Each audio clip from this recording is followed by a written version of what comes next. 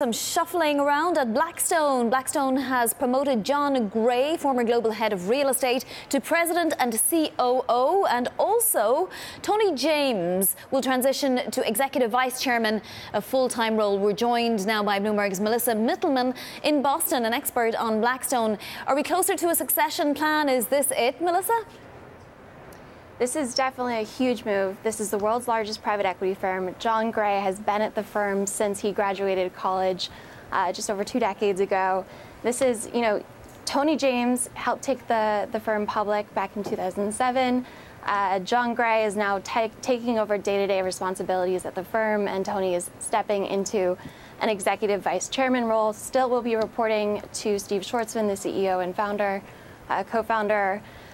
This is all breaking, and we're kind of digesting it as it's coming in. I'm wondering, what's the significance of picking somebody who is really a real estate expert for this role? Is there any clue as to the direction Blackstone might go in, given that Jon Gray is now the person targeted to maybe take over from Steve Schwarzman eventually? Yeah, private equity is in some ways a misnomer when it comes to describing Blackstone. It's truly an alternative asset management firm. Real estate is its biggest business by assets.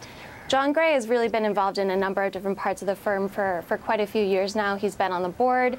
And so, yes, he leads this real estate division, but he's also been, had his hands in many different aspects of the firm. So I would say clearly, real estate is going to continue to be a huge tenet of Blackstone, and they just promoted Ken Kaplan and Kathleen McCarthy to head up to be global co-heads.